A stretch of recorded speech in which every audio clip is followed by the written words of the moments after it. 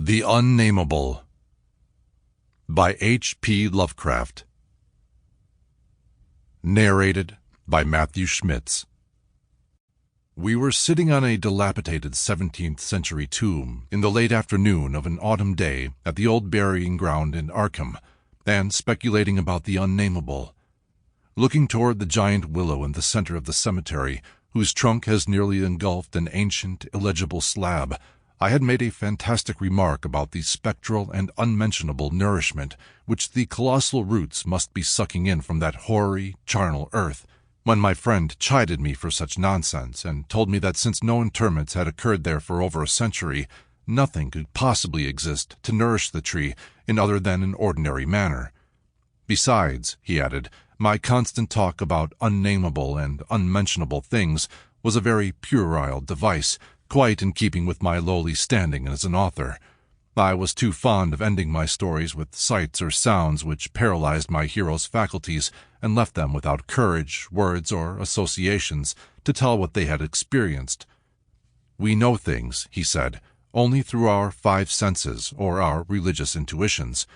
Wherefore it is quite impossible to refer to any object or spectacle which cannot be clearly depicted by the solid definitions of fact or the correct doctrines of theology, preferably those of the Congregationalists, with whatever modifications tradition and Sir Arthur Conan Doyle may supply. With this friend, Joel Manton, I had often languidly disputed. He was principal of the East High School, born and bred in Boston and sharing New England's self-satisfied deafness to the delicate overtones of life. It was his view that only our normal, objective experiences possess any aesthetic significance, and that it is the province of the artist not so much to rouse strong emotion by action, ecstasy, and astonishment, as to maintain a placid interest and appreciation by accurate, detailed transcripts of everyday affairs.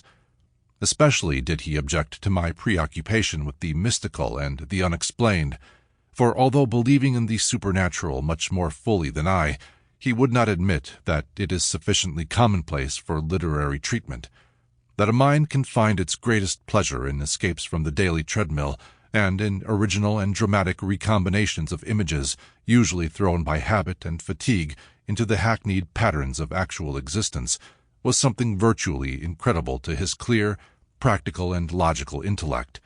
With him, all things and feelings had fixed dimensions, properties, causes, and effects, and although he vaguely knew that the mind sometimes holds visions and sensations of far less geometrical, classifiable, and workable nature, he believed himself justified in...